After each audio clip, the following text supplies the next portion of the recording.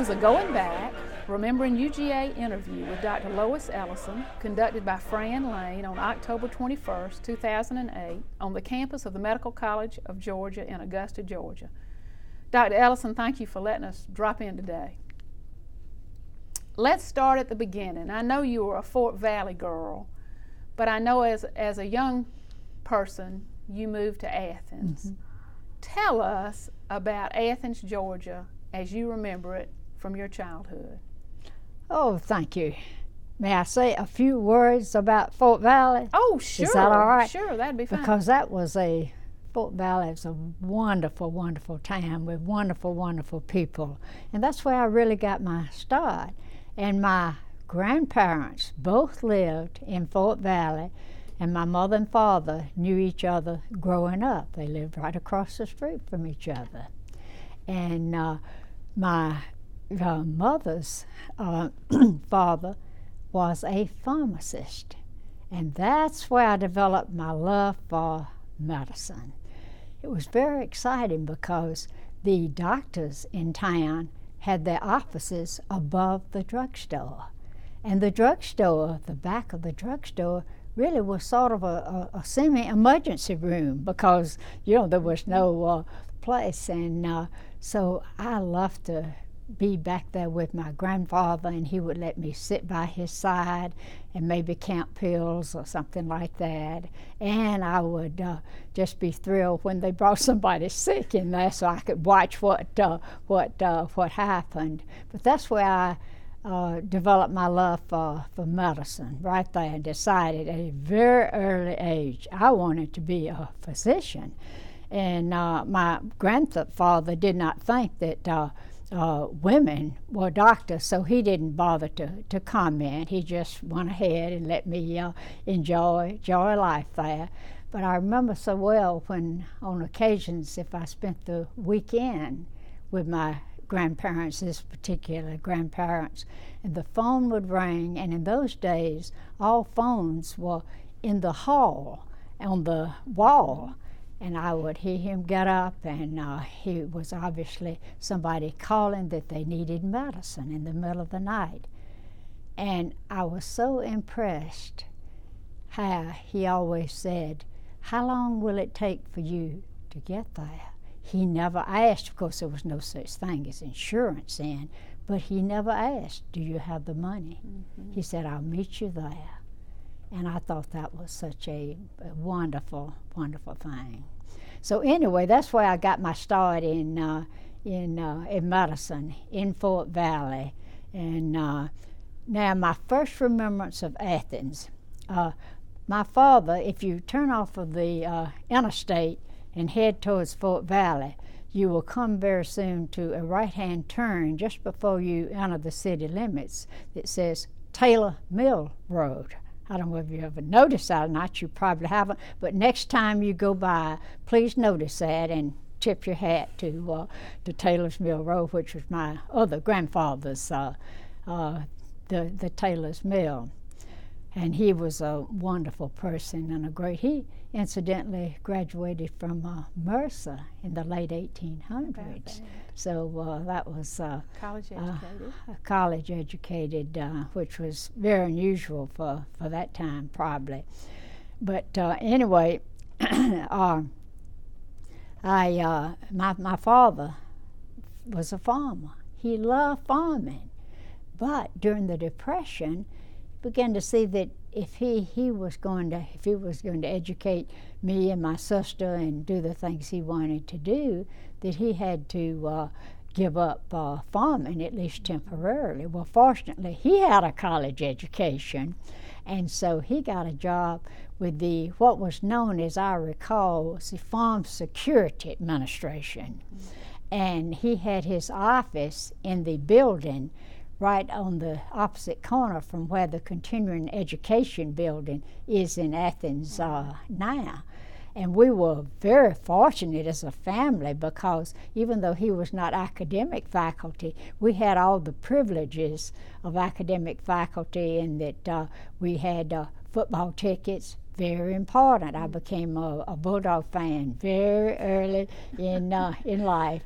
And anyway, it was a wonderful thing moving to Athens because it is a great city. It is so wonderful. And you and I went to the same high school, so you know what a wonderful education that we had. And at the time I was there, the principal was a Mr. E.B. Mell, who's, I guess it was his brother, was chancellor of the university. I think his name was Pat Mell, as I recall. And he was a wonderful principal, and he conducted. The teachers were just outstanding. And as you might know, you stop me if you don't want me to go ahead on the trend. Was the high school on Prince Avenue at the time? It was where Prince Avenue, I'm not sure they called it Prince Avenue, but it's where Prince Avenue bears to the right and Hill Street, as I recall, to the left. And they had the chapel there and the gymnasium there. And we had a great athletic program. And it was I loved athletics, and I played basketball, but I also liked, I give this as an example of the wonderful people there. Incidentally, you will hear me talk so often about people. They've been so important in my life. The people that I've known, the institutions that I have been so fortunate to be associated with. And also I would like to mention my church, which has always been a very important part in my life.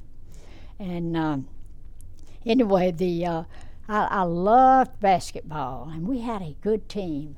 And one of the people, we were talking about people that influence you, there was a lady by the name of Miss Martha Nicholson.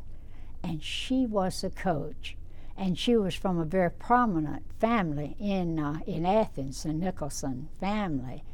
And she had been engaged in World War I, and her fiancé went off to war and unfortunately was killed. But she always wore her engagement ring.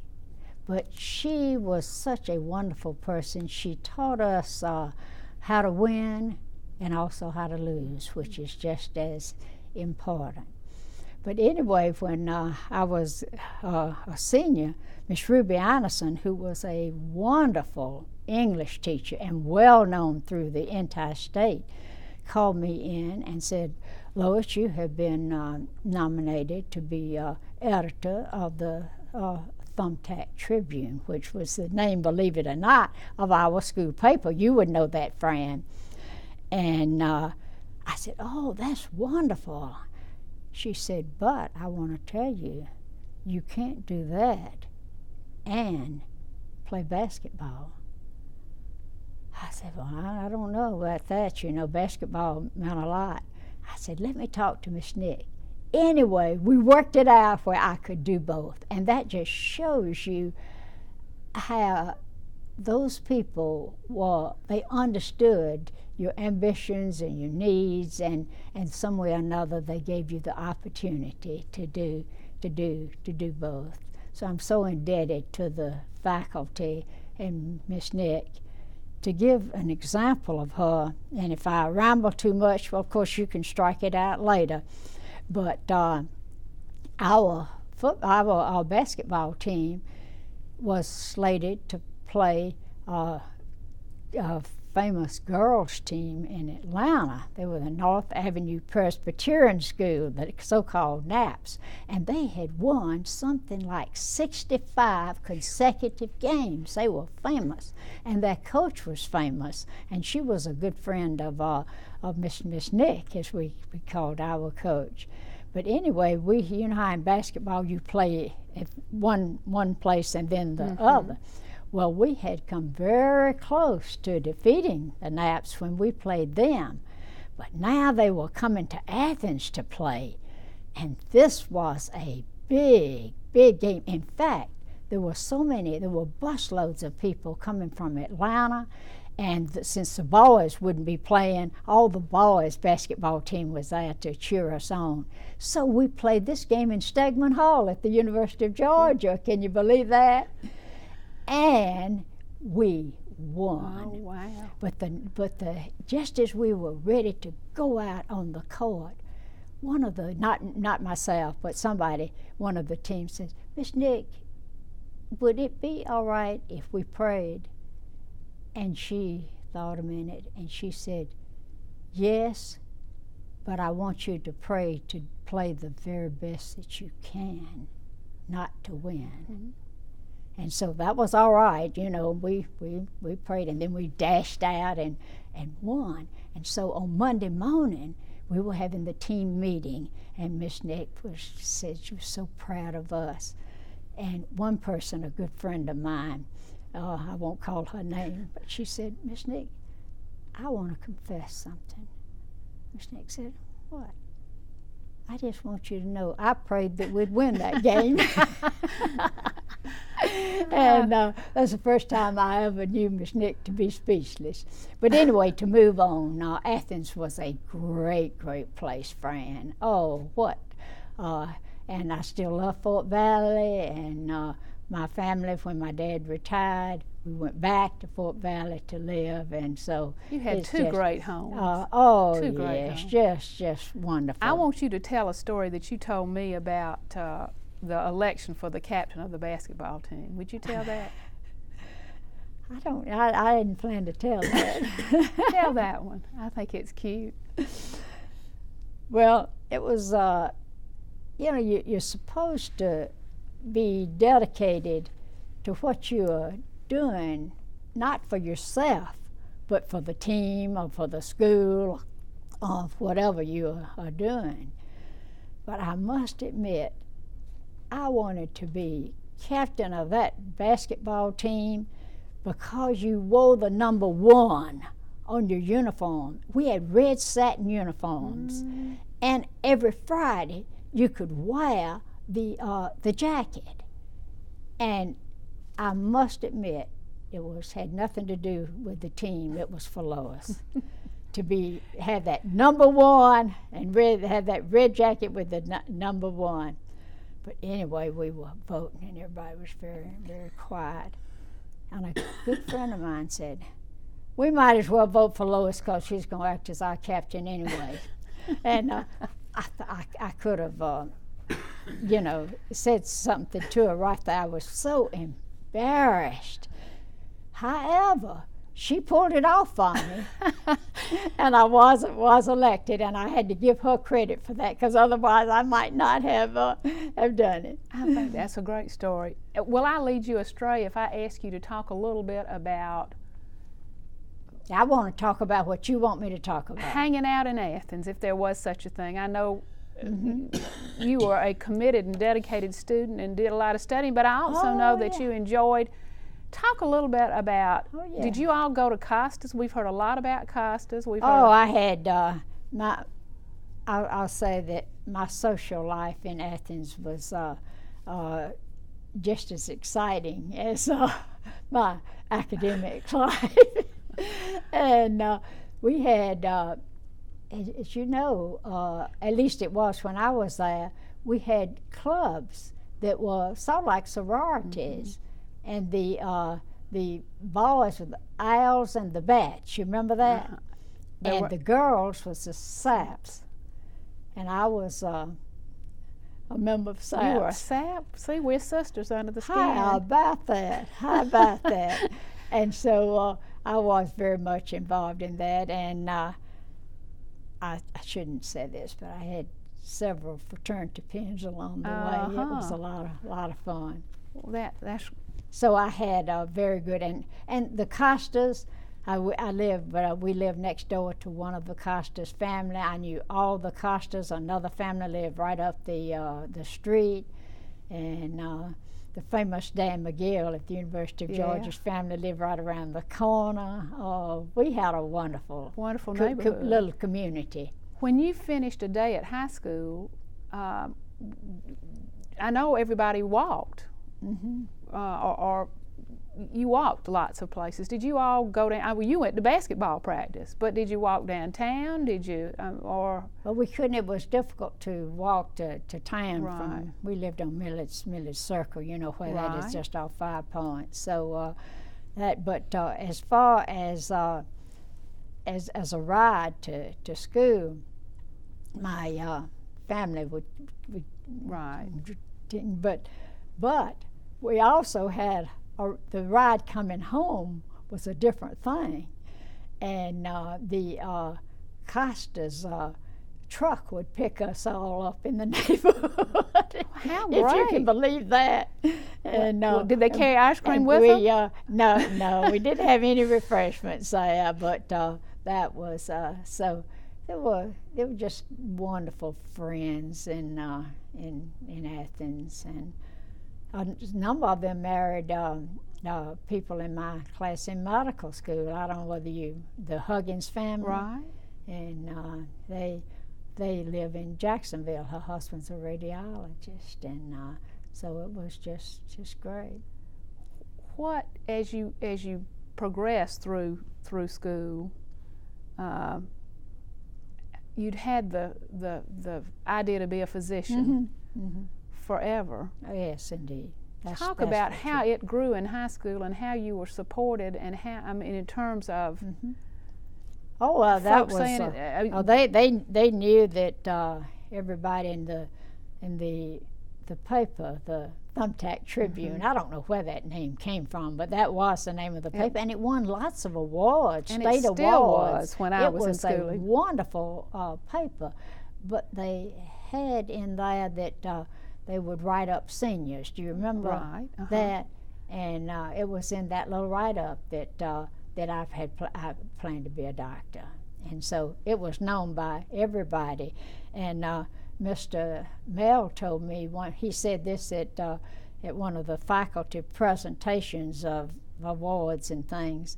He said he would certainly like to have me as his physician because I just wouldn't let him die. Well, I think that's the highest compliment you could have received. Absolutely. And Mr. Mell was at all the basketball games, and if there was any booing or anything that was unsportsmanlike, he would come out of his place in the seats and get in the middle and do this, you know, and everybody would quiet down. Behave themselves. That's right. He demanded good sportsmanship. Did that answer your question, Fran? It did. I could go on and on with but Kostas was great, and the varsity, believe it or not, they didn't allow women in the varsity. But what we would do is when we got to driving age, we would park outside, and they had curb service. You remember that? They had curb service. They'd come out and take your order, and then we could sort of, look in and see what was going on. Talk then about how you determined you were going to go to the University of Georgia. Oh, my family, in my senior year, wanted me to visit. Said, "Do you want to visit, colleges to maybe decide where you want to go to college?" I said, "I want to go to the University of Georgia. Nowhere else." My mother had graduated from GSCW, which was Georgia State College for Women in Milledgeville at the time, and my father had two sisters that graduated from Wesleyan. So, they all thought maybe I should consider that. I never considered anything but Georgia. It had been my dream. I had an uncle at Georgia, my mother's brother, he graduated from Emory, but then he went to law school in Athens. And he roomed with none other than Herman Talmadge. And this must have been about 1936, something like that. But anyway, he let me look at his Pandora. And I would, look, see what all was going on and the activities. Dream a little bit. Oh, I think I want to be there. And as a matter of fact, other things, I must admit, it was not all academic, because when I was a child, my uncle and Herman would come to Fort Valley for the weekend. I suppose his father was governor at the time, and the Secret Service and all would, be following them around. So they would come to Fort Valley for the weekend and date Wesleyan girls. And if I happened to be spending the night at my grandparents', I would peep. They would be in the living room, and they'd have a what we called a Victrola. You remember Victrola anyway, a record player. And they would be in there with their dates. And I'd go there at French doors between the dining room and the living room, and I would sneak in the dining room and look in there, hear the music going and them dancing, and I thought, no, this college life, that's for me. So I never considered anywhere but college. Now my sister was different, and when they asked her where she wanted to go to college, she said, any place where Lois hasn't been. And so she didn't want to have to follow me and try to do the crazy things that I did. And she went to Converse, incidentally, and had a great career. Talk about the way the campus, if you closed your eyes to picture campus when you began your freshman year at the university, tell us, what did it look like? Well, of course, the Georgia Arch is always, and I was familiar with the campus through living in Athens, right. And so I knew the library, and one of my good friends' mother was a secretary to Mr. Reed, who was Mr. Tom Reed. Tom Reed, and so we would occasionally go there to see her. Probably to borrow some money or something. But anyway, I was familiar with that building, and now that would have been the academic building, I think. That would be the academic building, just as you walk under the arches, the first building. And then, of course, I was very familiar with the tennis courts. And tell us where the tennis courts were located at that time. Well, you just kept walking. They were on North Campus, right there, to off. And there were, I guess, there were 6 clay courts. Okay. And I had a. Do you want to hear about my tennis career? Sure. Are you sure? Absolutely. Okay. Well, my uncle that was at law school, incidentally, he was a member of Sphinx. How about that? That's great. He was an outstanding student, but. Anyway, he gave me, he got a new tennis racket, and he gave me his old one just to play with. I was just, I suppose, 8 years old. And it was too heavy for me to, hold with one hand. So there was a tennis court right up the street from my grandparents, and they had a wall that you could hit the ball against.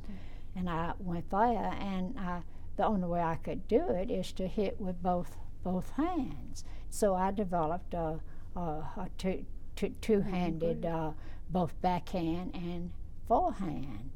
And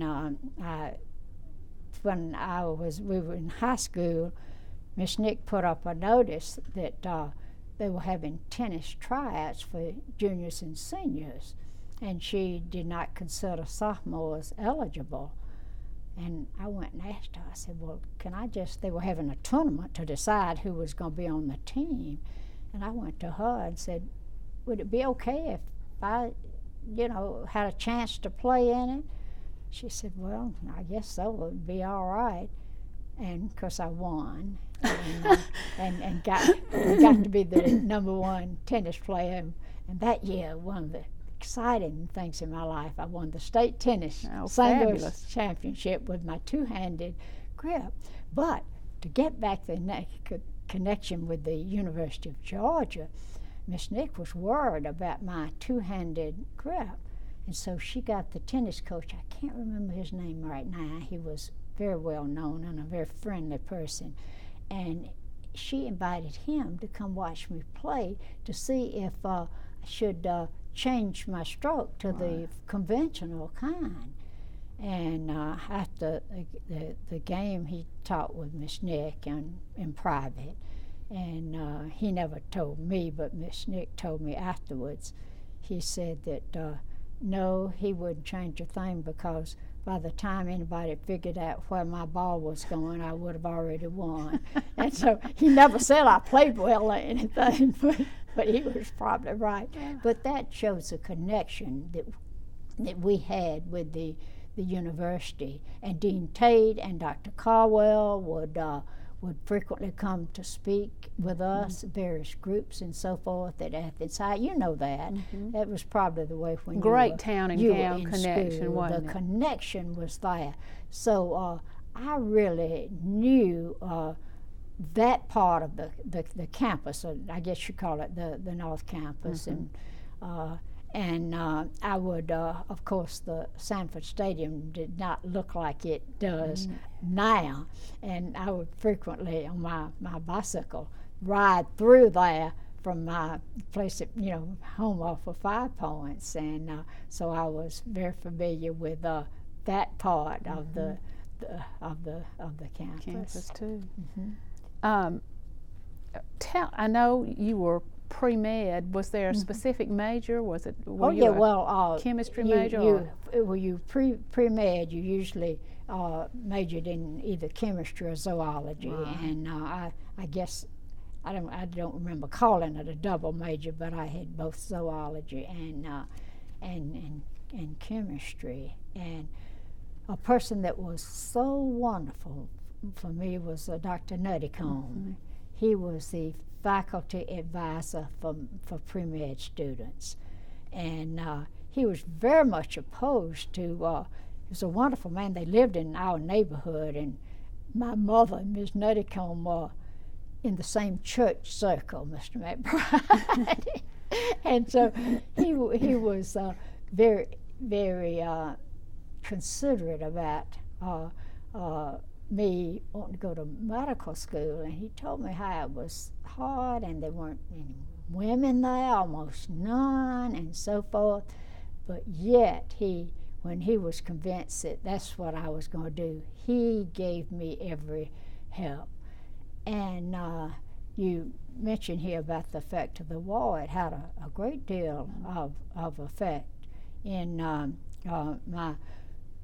when Pearl Harbor and so forth, because the medical college eliminated summer vacations, and they started a new class every 9 months. And so because this was, I just sort of, I don't know why I've been the type to want to get to where you're going as fast as you can. I don't recommend that, but anyway, that was the way at that time I thought. But anyway, I went right after I graduated from high school. I went to summer school that year. My father suggested that I give him a break financially and not go to school all the time. But anyway, another example of Fran, how university teachers were so great. I took math, and there was a lady teacher who was known as very tough, but a wonderful math teacher for the freshman math. And my grandfather died during that period, and I was away for 2 days.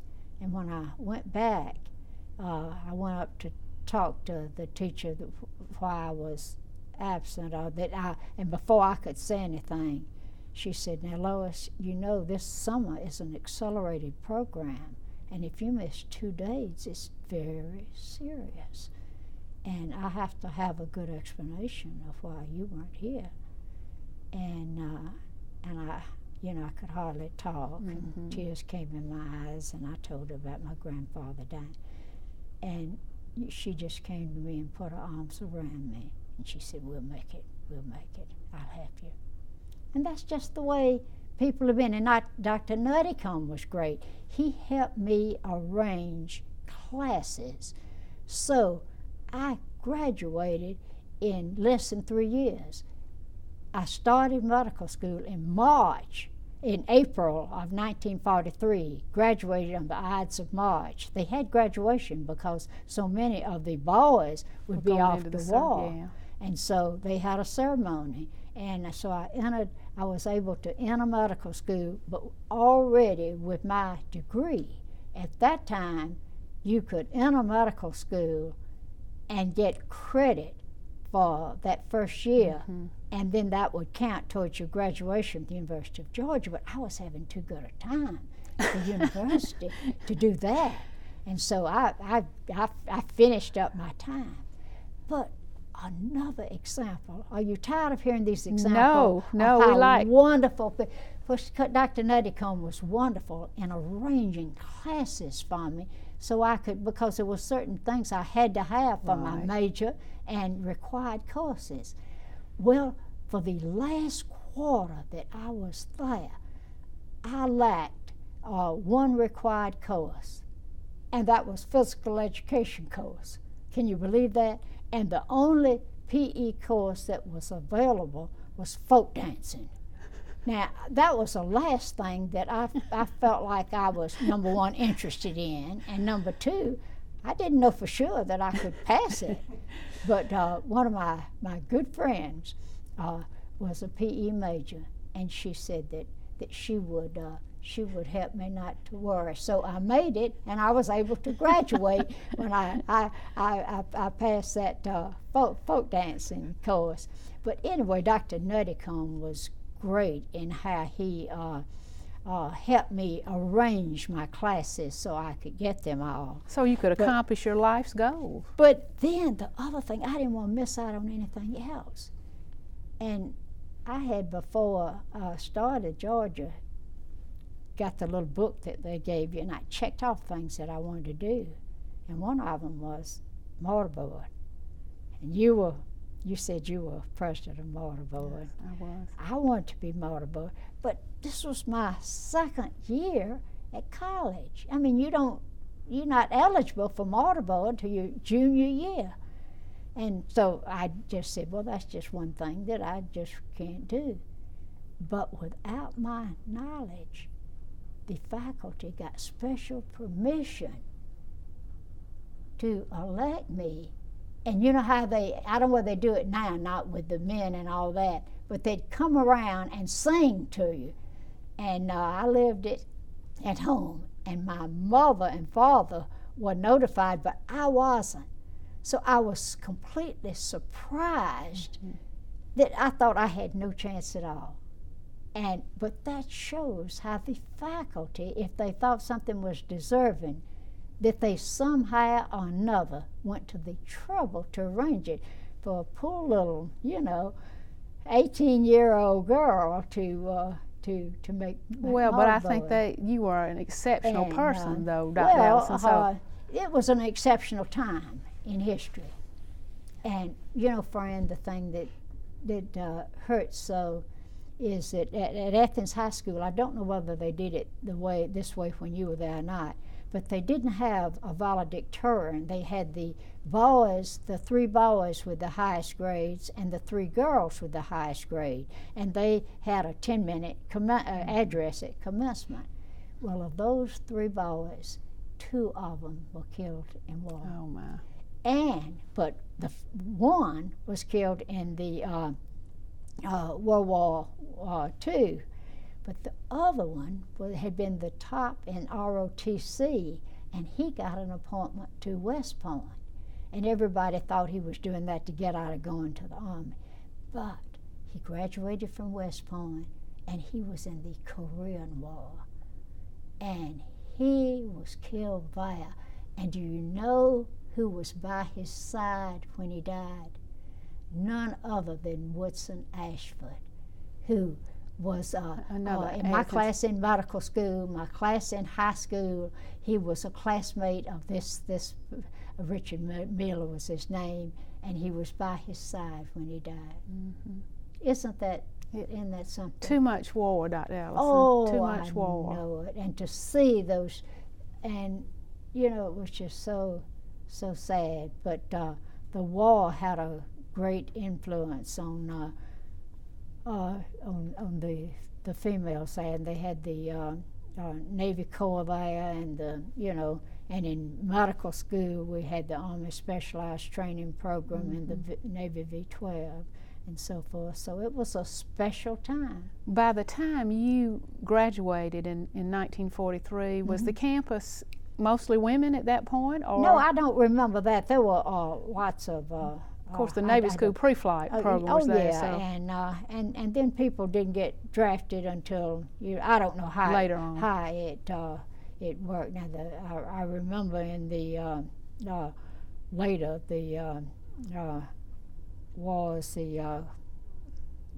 not Korea, the Vietnam, how they had the lottery and they were drafted. It was a drafted thing then, and but this was.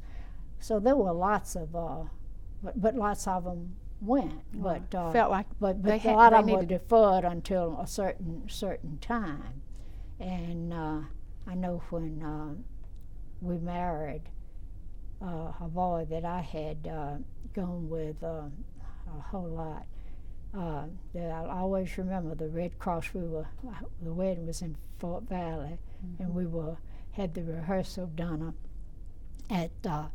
I think it was a women's organization's house or something, but that's where the was. And we were all just having a great time there. Somebody came up and said, "The Red Cross is looking for you." And it was this friend of mine who was in the Pacific that called to say best wishes. And the Red Cross had found me there. How in the world they did that? I don't know, but he called to say best wishes, and he was in the Pacific, but he came home, and so it was a lot. It was a different time. It was. You lived at home. I lived at home, but I spent a lot of time at the A.D. Pie House. Pledged A.D. Pie.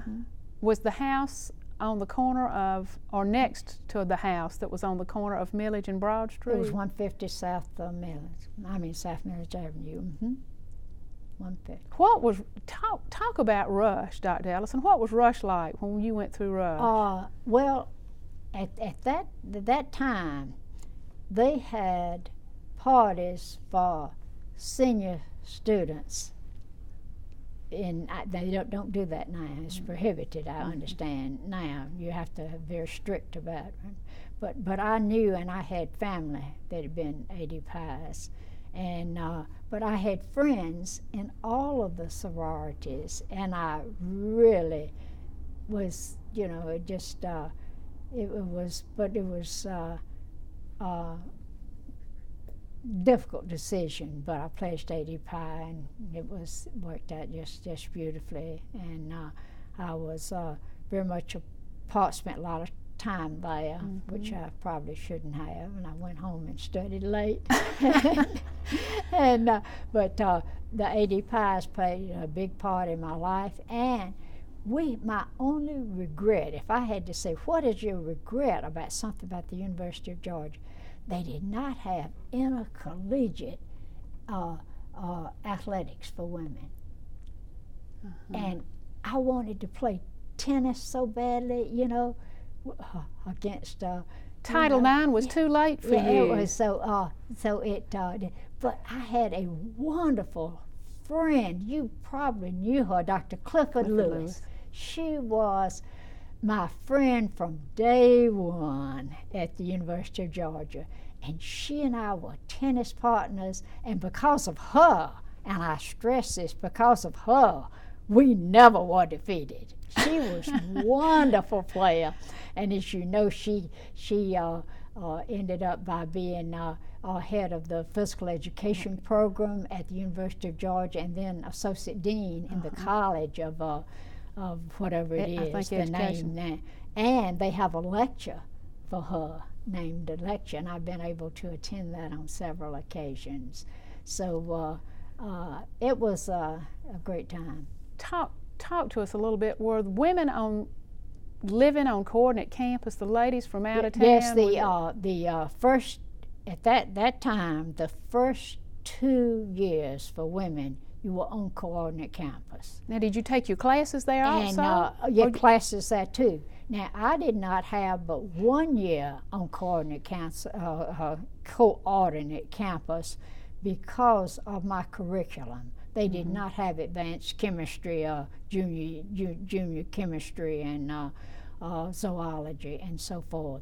But the first 2 years were on coordinate campus, and they had dorms there, and but I lived at home, but was very much involved with my sorority. But the men found their way to the sororities and to the coordinate campus. Oh, sure. So just by being on opposite ends of town didn't yeah. slow that process Oh, down. not a bit. No, not a bit. What did you do for social activities? What were the did life revolve around fraternity parties? Yeah, mainly fraternity parties, and then of course they had the spring dances and. Well, now was that little commencement? And I guess so. I don't remember, but they had big name bands there, and so there were a lot of social activities, and the Phi Delta Theta fraternity was the brother fraternity and they were good party guys. So y'all saw each other a good bit, huh? And my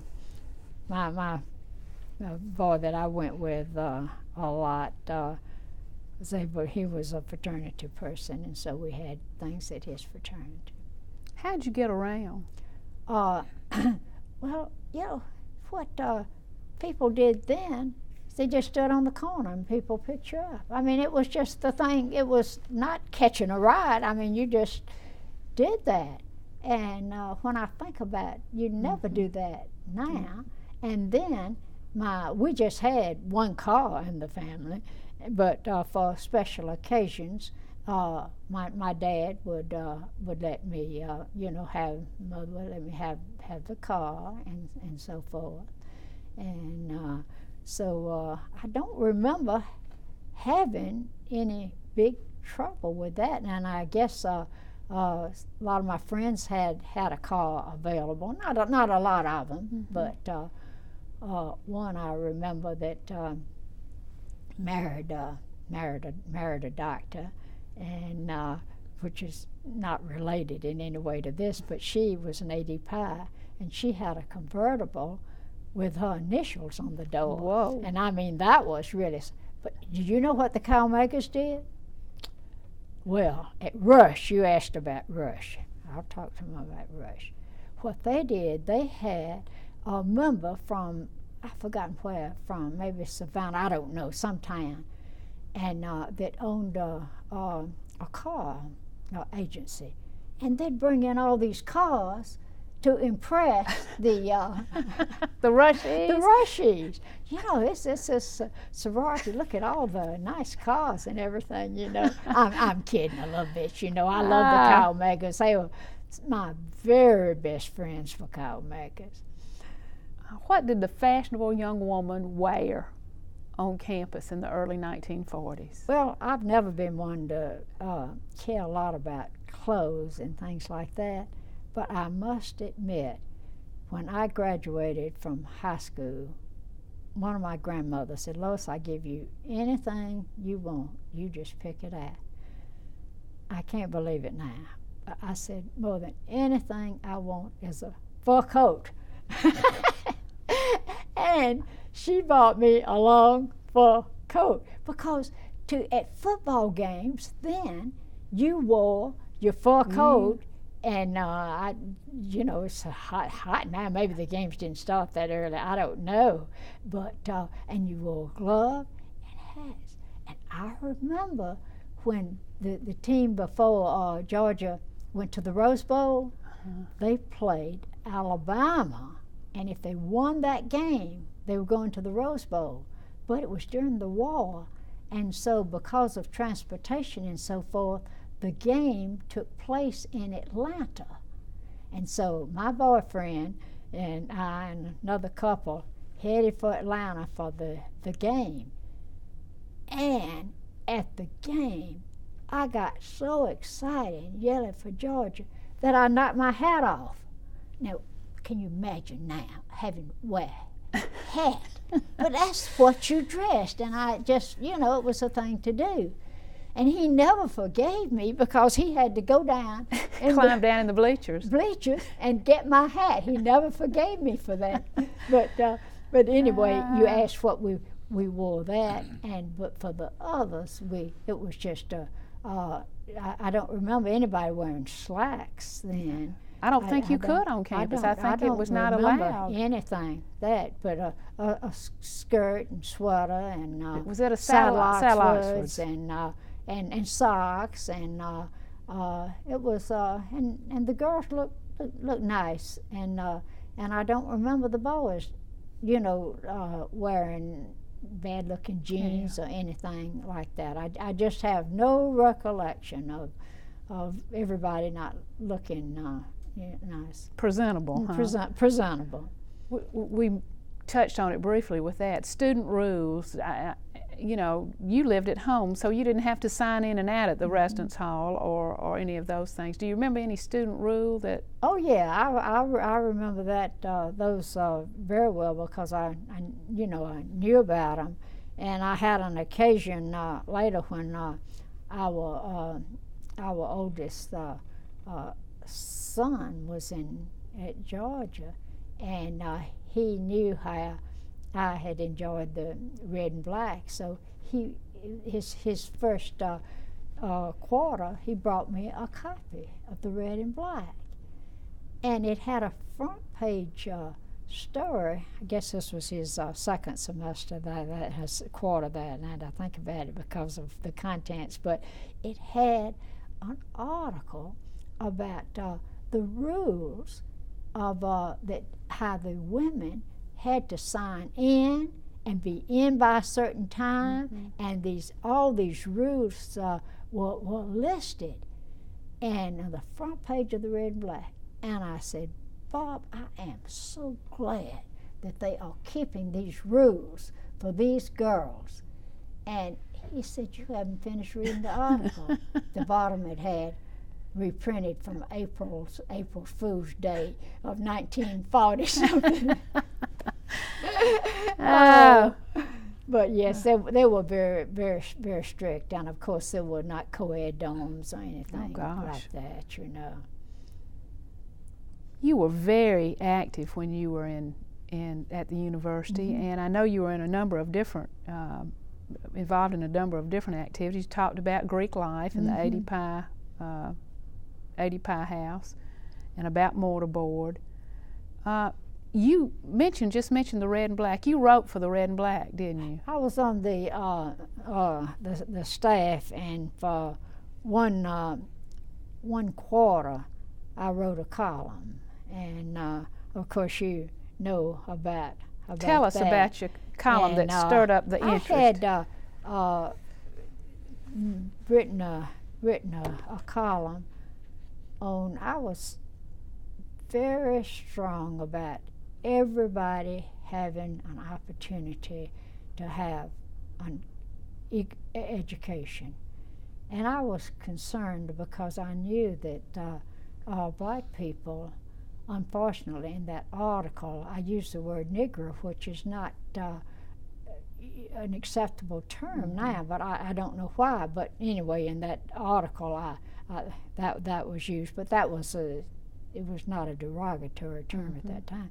But I wrote an article how that they had been important in the war effort, and we've got to be sure we have equal education for the blacks.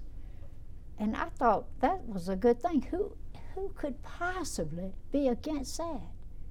But that was not the case. Governor Talmadge, Eugene Talmadge, interpreted this as being, and I have the exact words here, that he had in his headlines on his newspaper, The Statesman, something like "White girl at University of Georgia advocates segregation." And but I just that was it. He was against it, and I was sorry. But anyway, I had a call from the president's office to come. This was in October or November, something like that, of my last year there at school. And, you know, I had already been accepted at medical school, and I thought, you know, it could have really been bad. But anyway, I thought maybe, I'd never been called to the president's office before. I thought maybe they were going to give me some award or something. You know, I didn't know anything I'd done, but, you know, who knows? Miracles can happen. So anyway, when I walked in, I knew that wasn't the case.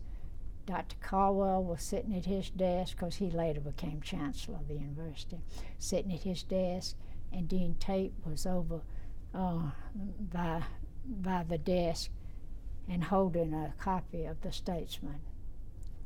And Dean Tate was a spokesman for the group. He said, Lois, and I'd known Dean Tate, you know, through activities and all, says, we've had a call from the governor that he's very upset about this article, and he has asked that you be dismissed.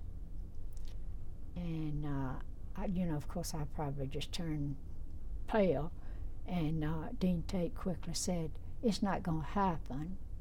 We are going to tell him that we have disciplined you, and that's going to be it.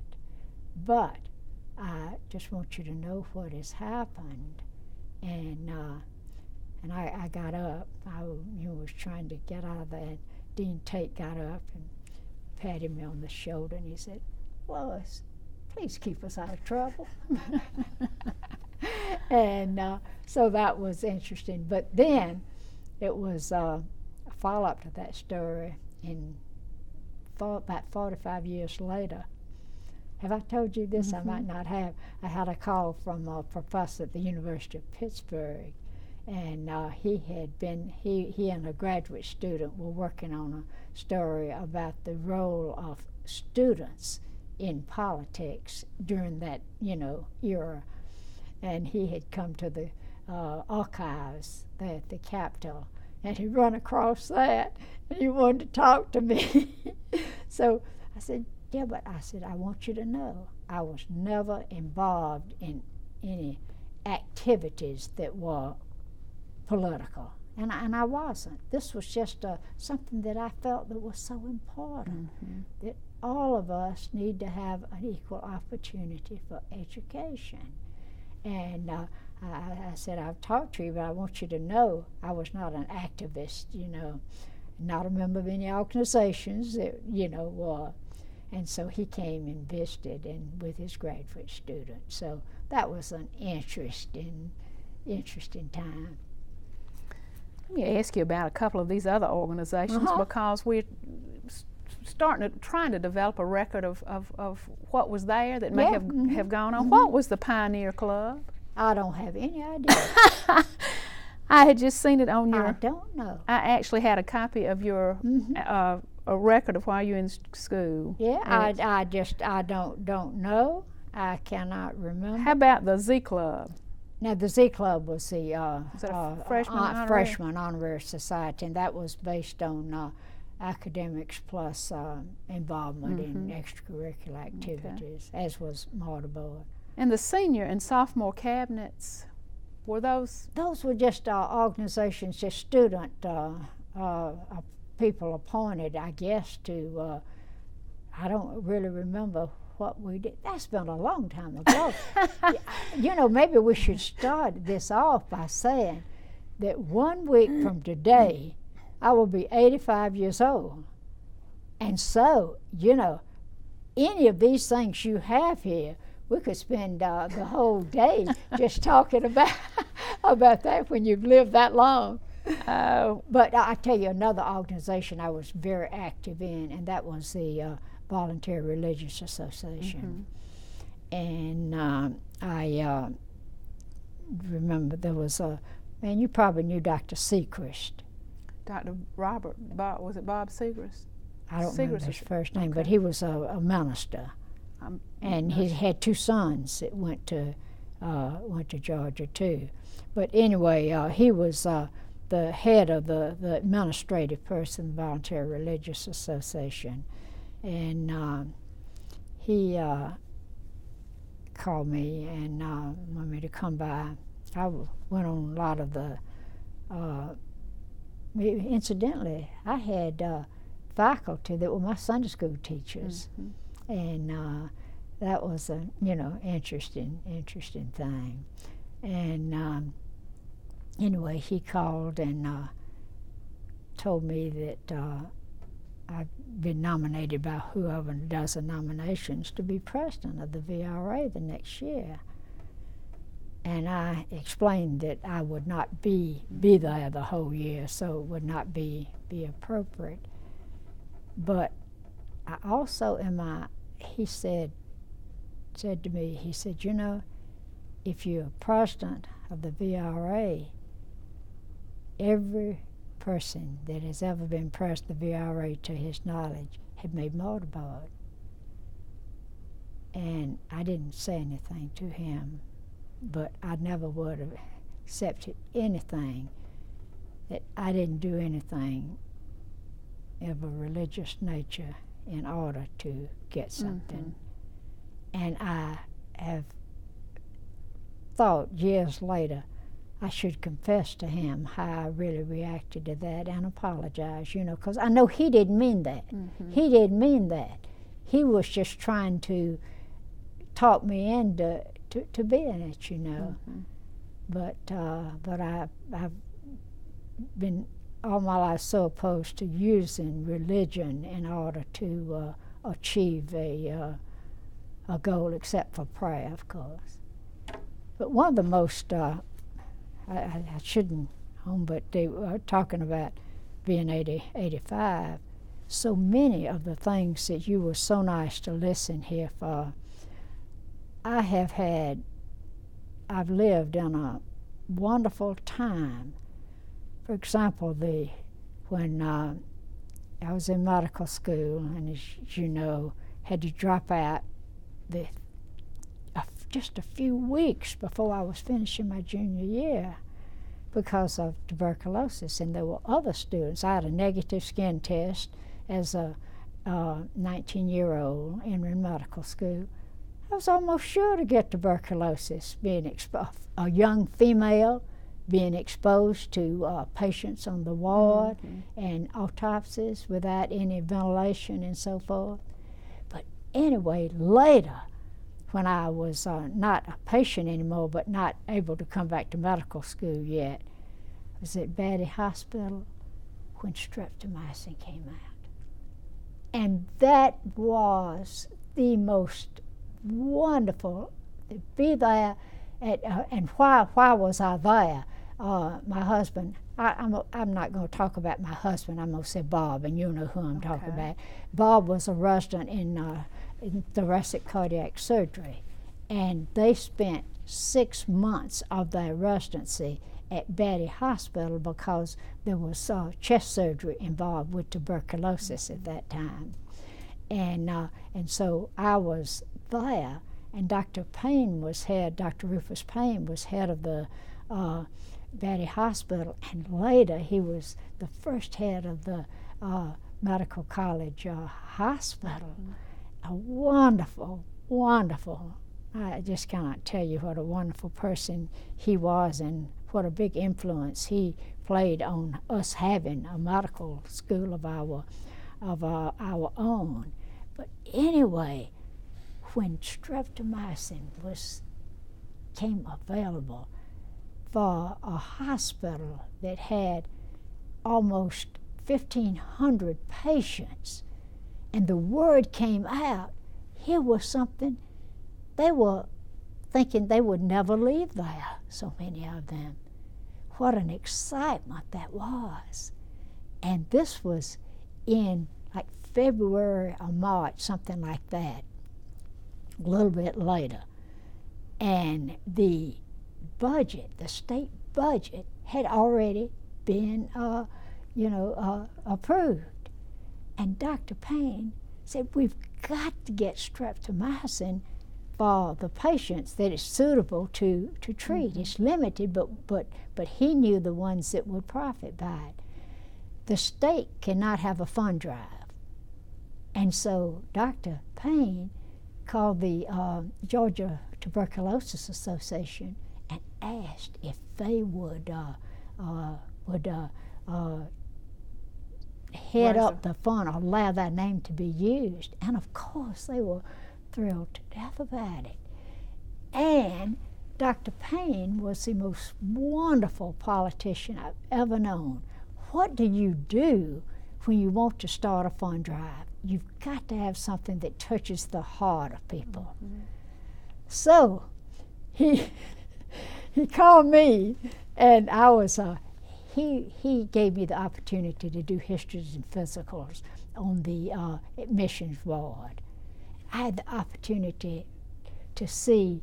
Well, I'll get to that. Is this okay to tell you that? Yes, ma'am. Yes. I mean, this is just an example of the wonderful times that I have had. And Dr. Payne called me, and he was the one that let me do these things, even though I had just completed my junior year, but I'd had internal medicine rotation and physicals and all that. And I thought I was doing that to help him out, but he was doing it to help me. It was better than any internship could possibly be. The Dr. Payne had called me to his office, and he said, Lois, I want to ask you a big favor. I said, Dr. Payne, you know I'd do anything for you. He laughed, you know.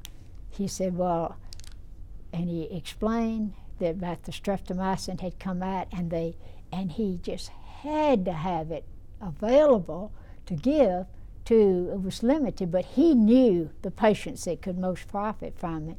And we've got to have it, and the state can't give it. The budget's already been approved, and there's no money. But I have talked to the Georgia Lung Association, Tuberculosis Association, it was named then, and if they would allow that name to be used, and they're willing. And he said, what I want to do is to have a front page article in the Atlanta Journal-Constitution Sunday paper and announce a fund drive for this. And what I want you to do, what could be more dramatic than to have a young female medical student struck down just a few months before graduation, and along with her to have a child that is here with tuberculosis. And by chance, this was to come out on Mother's Day, and with the little boy there. He was a great fundraiser, wasn't he? Yeah, and to say a child there, and Mother's Day, and me, a medical student, struck down by, and I have all the data of it. But within 6 weeks, it had gone, but he had calculated what it would cost to have so much streptomycin and what they needed. And he had actually said, that's what we need for this fund drive to accomplish this first period.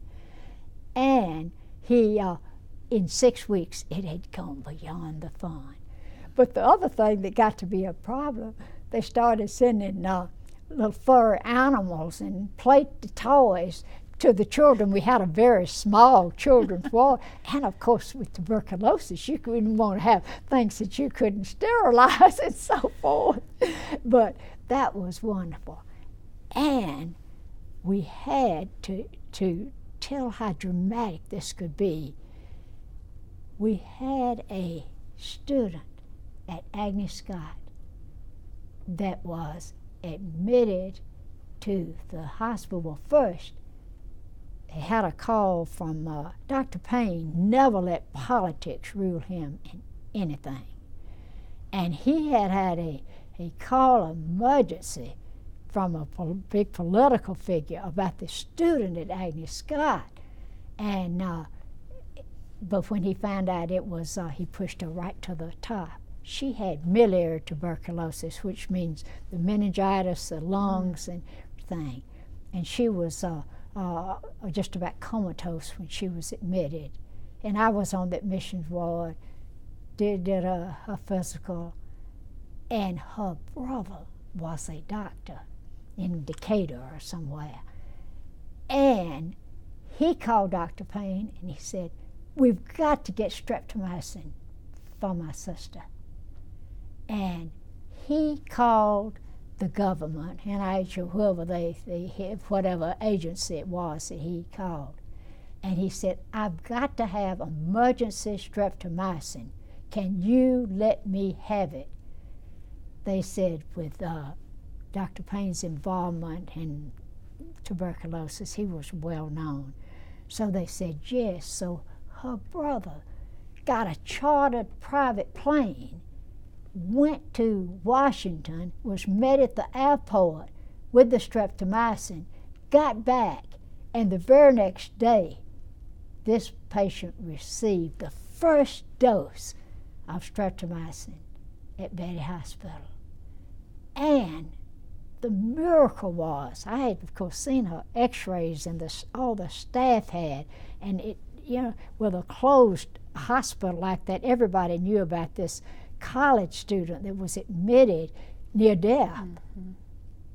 And within 3 or 4 weeks, her lung had cleared, her mind was okay, and she survived, and a miracle. And you can imagine how that swept across, the country, really. Living proof of what it could do. And she finished college and she went newspaper work. I kept up with her while. She was from Perry, Georgia, incidentally, which probably shouldn't be mentioned, but she was. But can you imagine the thrill that was? And that's the way my life has been. It's just been just wonderful, these things that have happened. And women in medical school, they're about half and half now, almost. And let's talk about women.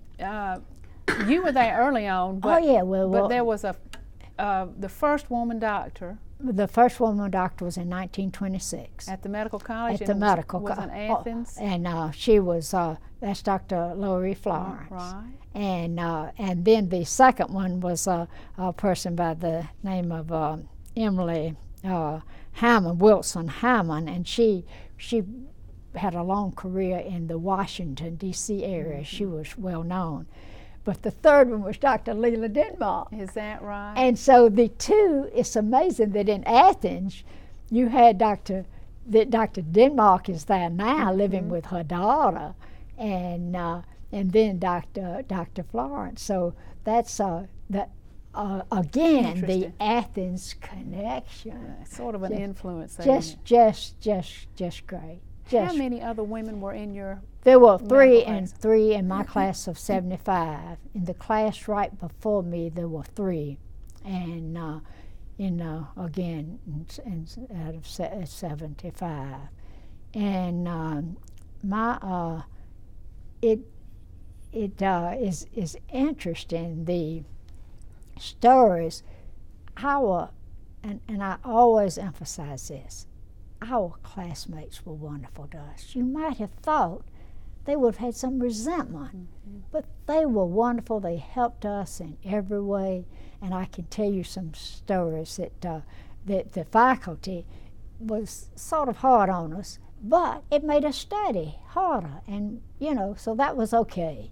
And one faculty member told me when I was trying to do with some surgery, he said, "Ellison, you belong in the kitchen."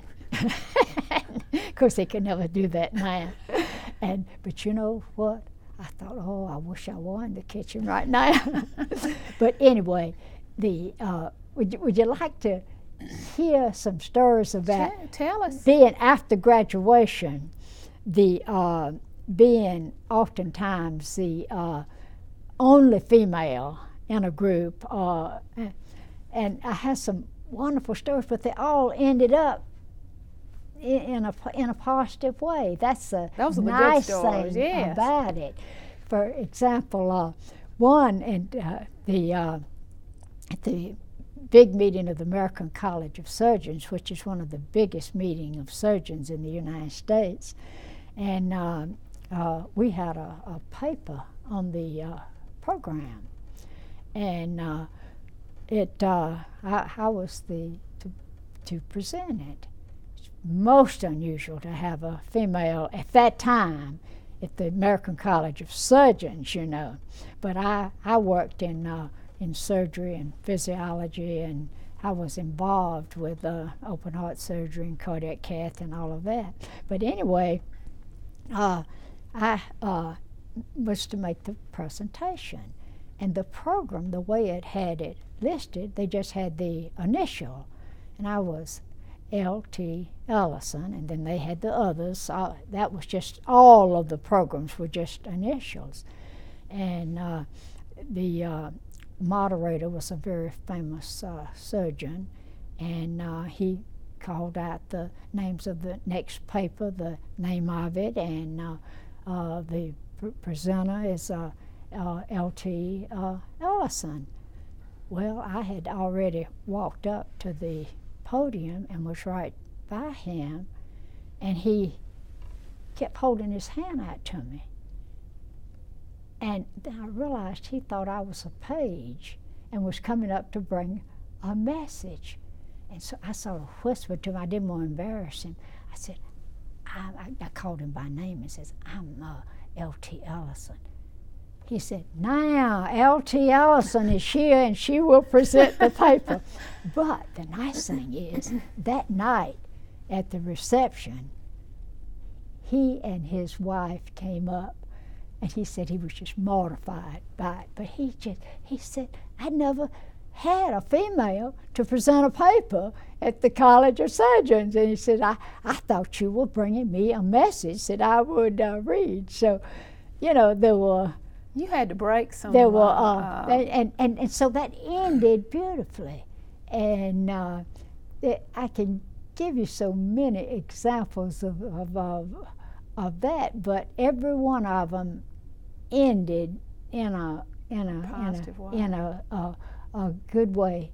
What one paper I was presenting that it was just about a certain treatment for patients with COPD, chronic obstructive pulmonary disease, and we had using this treatment that in a study of about 35 patients, and we had excellent results. I mean, the people had really been helped tremendously, and I had given the slides, all the scientific things, and you know, about how the patients had improved, and I was so proud of the paper, you know.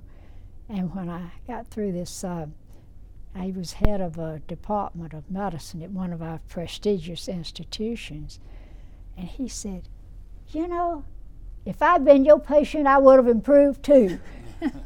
Well, you know, and I said, oh, well, you know, and but later he thought about that, you know, maybe I was offended, which I wasn't a way. It's scientific stuff, you know, but there were things like that.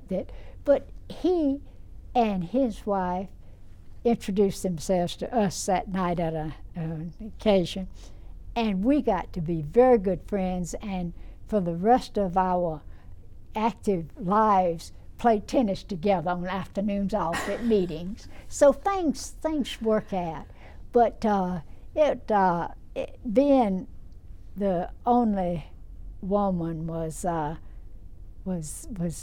can examples that were extremely interesting.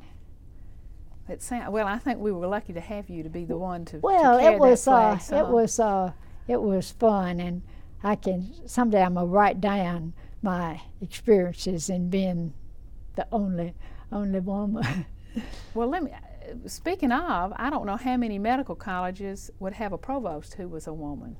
At the time that I was provost, I didn't know this, but it was published in the AAMC quarterly that comes out, that I was the highest ranking female in the, among medical schools.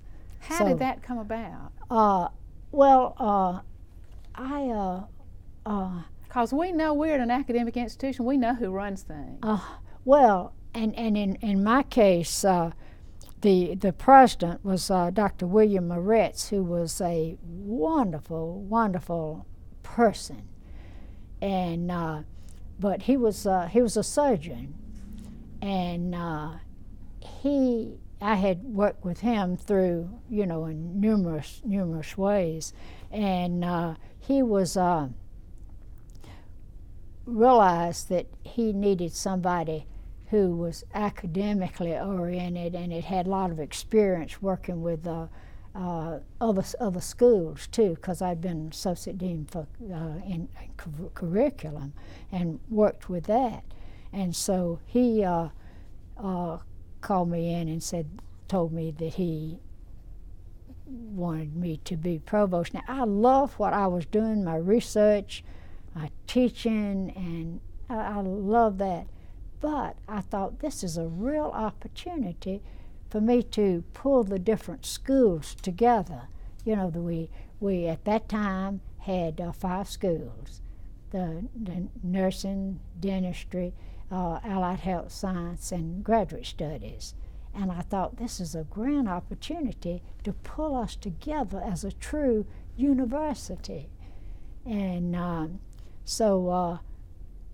but I said, now, Dr. Moretz, I'm going to say yes, because I think this is something that I would like to be able to try, but I want you to answer me one question. And he said, what? Dr. Moretz was a great tennis player, incidentally, so we played a lot of tennis together too, Bob and I, and so we were good friends, went to meetings together and all. He said, does this have anything, your appointment have anything to do with my being female? Because that was a time, Right. He said, I remember he looked me straight in the eye and he said, absolutely not. He said, that never occurred to me, and I believed him. But at the next Board of Regents meeting, you know what came out in the headlines in the paper? White woman and black man appointed to high positions in the university system. You know who the black man was? The person from all the difficulty they had, the University of Georgia, about the athletic thing. And he had been promoted to go to Athens. But anyway, when I saw that, Dr. Moretz said, just believe me. Well, there are several other things I'd like to ask you about, but we have not talked about your family. Oh, family. And you need to do that. Oh, you don't want me to get started on my family. Well, I know you've got 5. They are, I tell you, of course, I was so blessed with my wonderful parents and grandparents. And Fran, I tell you, the most wonderful thing, the happiest day of my life was February the 11th, 1945, when Bob and I married. He was a resident in surgery, and my wonderful classmates always said, I married him so I could pass surgery. They were kidding me, of course.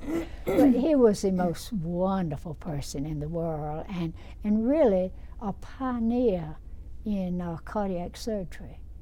He was just everything. And our marriage, I do not think there's any marriage that it could have possibly been more perfect. It's really, and I said that all my life, not just because he's dead.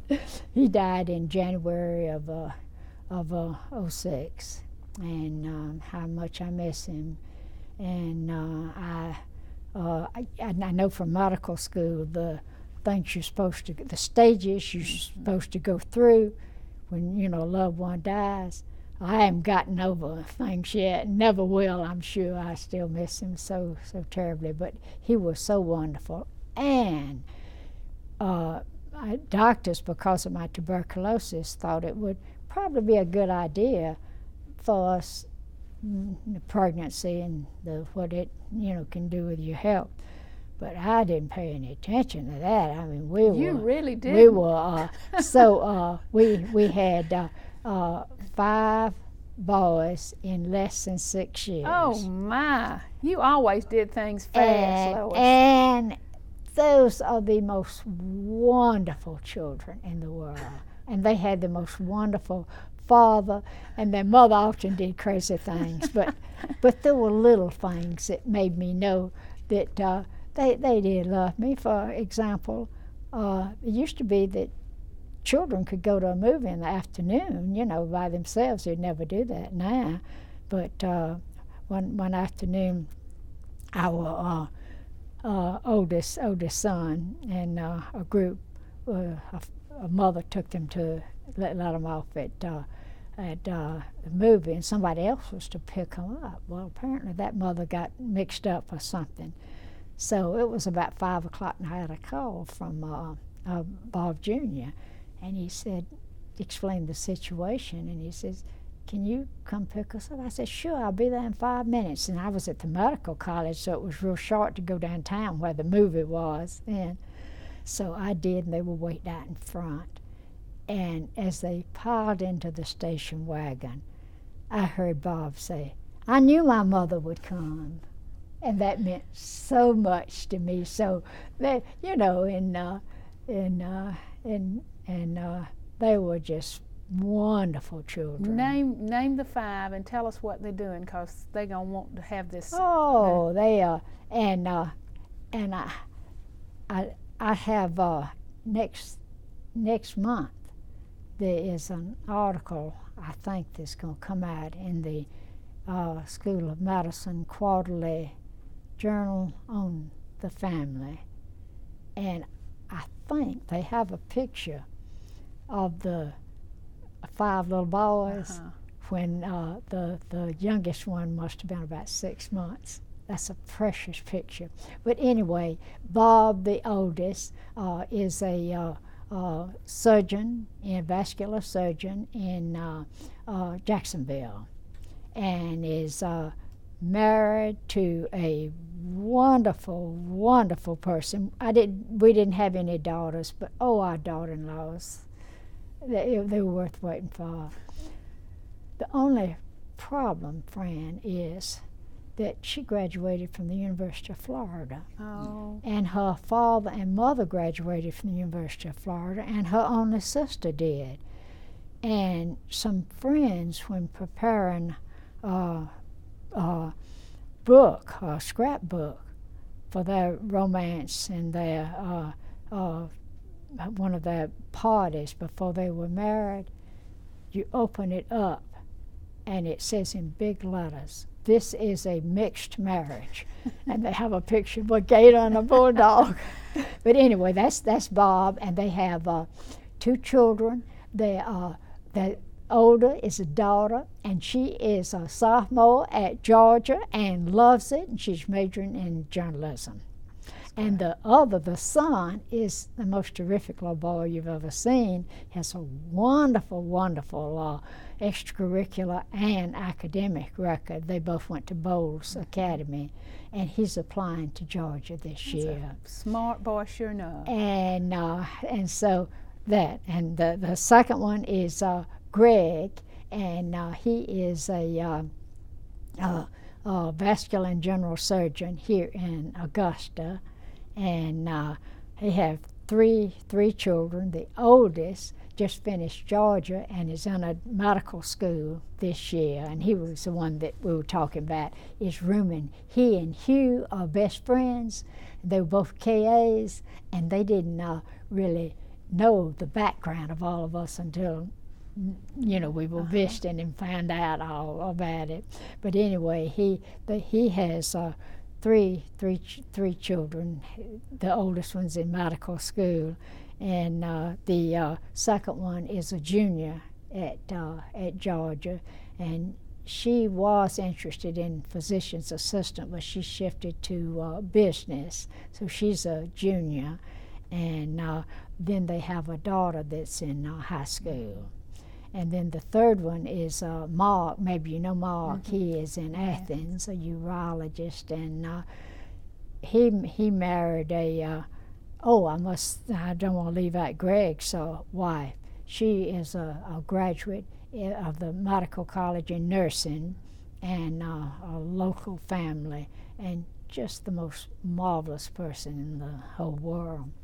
And the third one is Mark, and he went to Wake Forest to school, undergraduate school, and married a Wake Forest girl whose father is has a chair named after him at Bowman Gray School of Medicine. I think they're probably the only couple that I know of that my Bob was a Charbonnier professor of surgery, and held that chair. He was the first chair to hold that chair, and her father chair, for both parents to have a very well-known fathers. And they have two children. Mark went to Mark Jr. went to Wake Forest to school, and then he got his master's at the University of London, and he stayed on in London and has a job, and we're hoping he's going to want to come home. He's deciding what he wants to do next. And the second son graduated from Vanderbilt, but he is a second-year law student at the University of Georgia. Well, and we have Mark and his wife in Athens, so we got them anyway, even though they went to Wake Forest. That's right. And then let's see, the next one is Jim, and Jim always said I don't want to be no doctor, he would say. And he said he wanted to be a lawyer, and we have a lot of lawyers in our family, so that's fine. So he went to Georgia, undergraduate and law school. And Jim has had wonderful girlfriends, but they all get transferred somewhere or something. But anyway, we still are working on Jim, and I understand that he and his current girlfriend plan to be at the Georgia-Florida game, and so we, maybe this is the one. Maybe this is the one. But Jim is. In many ways, he's very bright, very smart, and he is just a wonderful, wonderful son. And then there's John, bless his heart. He came along, and he is just, he went to, he probably due to my not being able to spend a lot of time with him, he didn't do as well academically, but the smartest of all. He could tell you the baseball scores, the batting average of everybody, and when they all played tennis and they were ranked in the state, and he could look at a big draw, and then you'd have to just ask him after that who played whom, because he's very, very, very smart.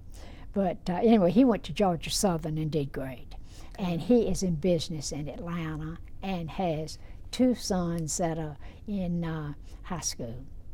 Well, what a family. And so I know you are proud of well, the thing that is so great, our family loves each other. And I say that, and together, like for example, we have a limited number of football tickets, but they manage Share. it. And they said, well, now you sure And I have a friend who no longer goes to games, but she has had tickets for years, and so we have double tickets, and so we usually have ample tickets. I said that. That sounds great. But that's a family, and they're a wonderful, loving, sweet family. That sounds like a wonderful family. And they love each other, and for over 20 years, we have gone to Hilton Head for a week, the whole family. Oh, and we still do it. We've occasionally, like last year, Mark Jr. was not there because he couldn't come from London, but we do it every year and have a wonderful time. We stay in one complex, but each of the persons has their own condominium. I mean, their own apartment, but we're together, but you know. And you never know who's going to be where any night as far as the children are concerned.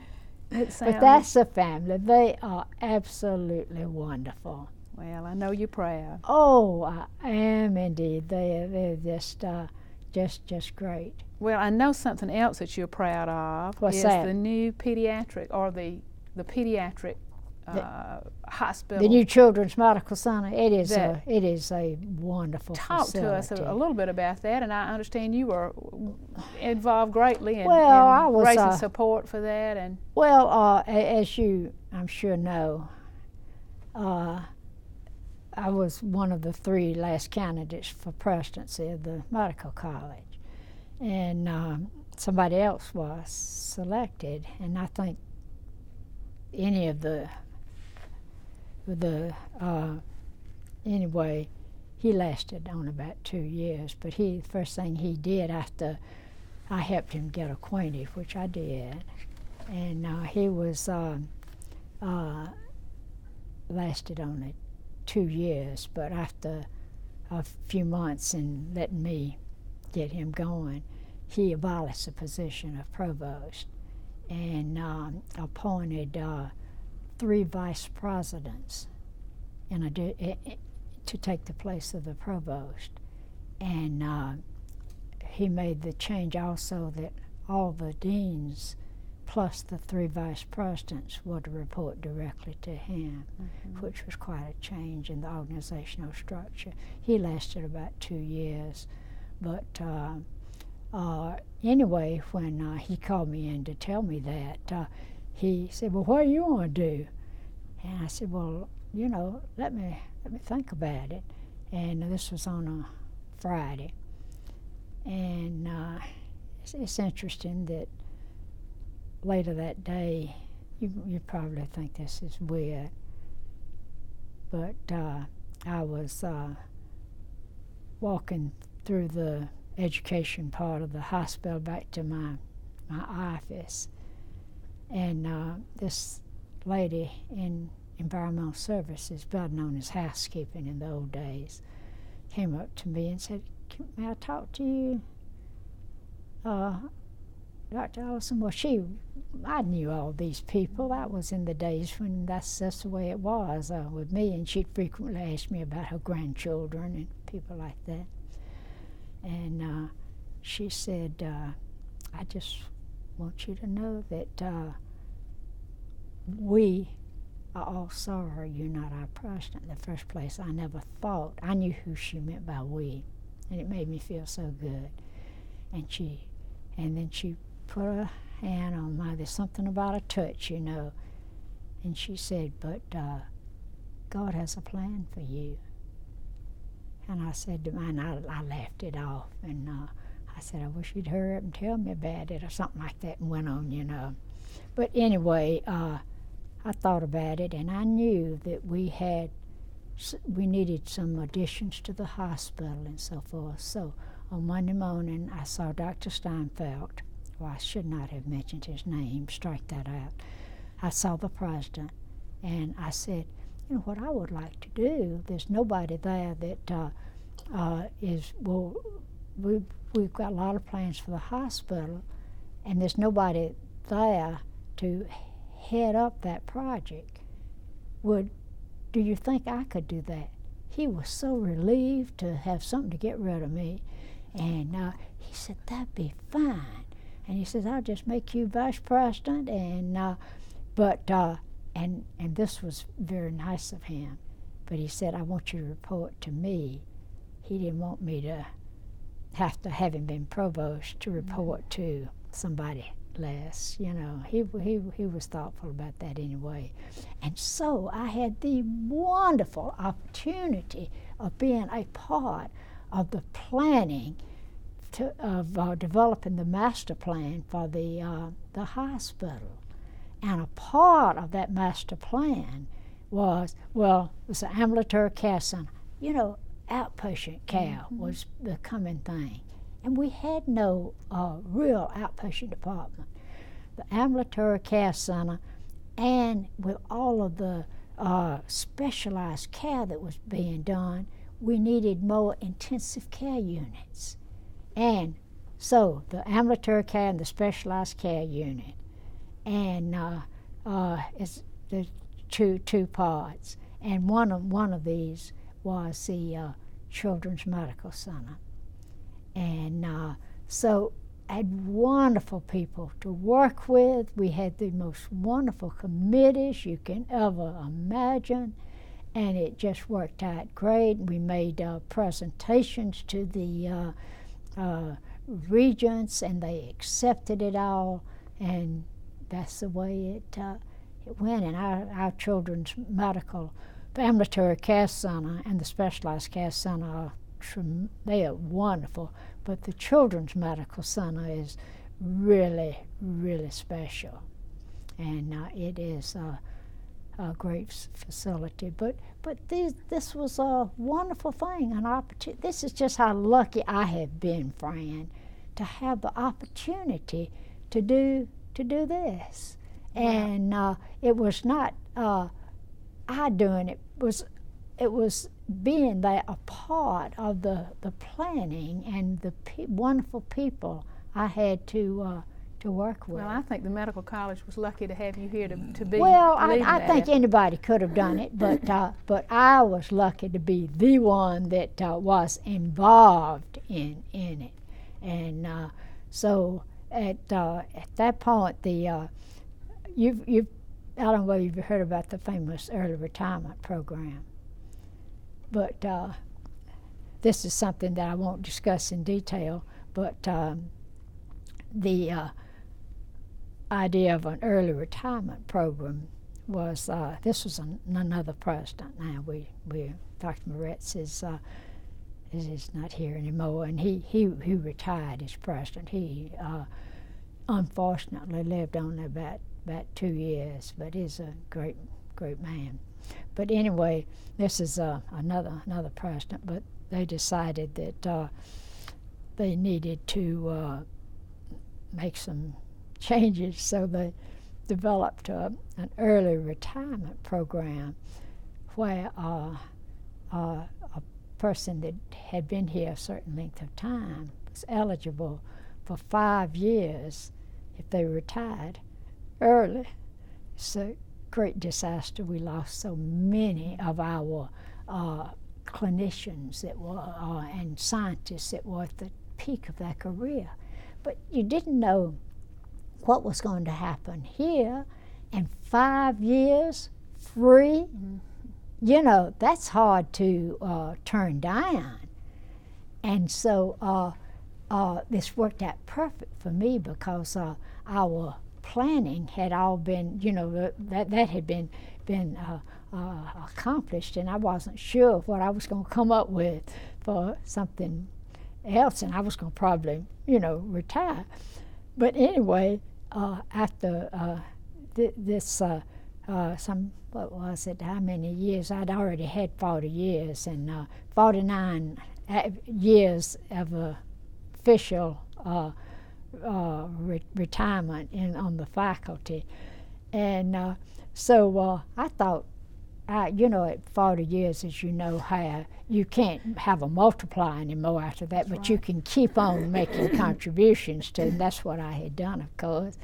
But here I thought, well, I won't be eligible for 5 years, but I was. So I am sure, if you want to know about setting a record, I think I'm the first person ever to be 76 years old and take early retirement. That's a record, don't you think? I think so. And so I retired, and then I had the most wonderful, wonderful good fortune that the dean said, Lois, I always loved to write. I don't claim to be an author. I don't claim to have any talent for writing, and certainly not as a trained historian. But he said, you know so much about history. He didn't say, you've been here so long, you're history, but I knew what he meant. And he said, we need to have a lot of that recorded. Would you accept the position as being medical historian in residence? I said, that would be wonderful. So here I am, still doing that. And people my friends that know me say, Lois, what are your qualifications for being a historian? I mean, it's obvious that they are wondering, how. And I said, oh, that's easy. Age. Well, I was going to ask you about being a historian. You come in every day, don't you? Oh, yes.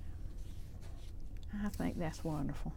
And I am doing things, Fran, that anybody could do, but nobody would do. And it's just wonderful. And you would not believe it, but my secretary, Sarah's in the audience here somewhere, we are busy. We get calls. You just can't believe the calls we get from, I started to say I could amuse you for the next 30 minutes with that, but I'm not going to, and I don't mean to assume that I could amuse you, but the calls that we get, and for the 160th anniversary, I had a series of 30 articles in the campus newspaper, which then they put in a book form, Moments in History, which is really wonderful. a fun book. And that's what we think we're doing. We think we're trying to save some moments too. So, and you've done that for us today. Well, I don't know about that. You've probably been bored with half that I'm talking about, but it has been really great. And I am so indebted to the people that have helped me, and my friends, and the institutions, and my church. It's just been marvelous, and of course most of all my family. And then you have down here I was going to say accomplishments of what you're most proud. I don't know how you'd ever choose. And that's easy. As far as accomplishments, I think being elected the first female president of the School of Medicine Alumni Association was definitely, that those were people that know me, and in spite of knowing me, made me their president, in spite of that.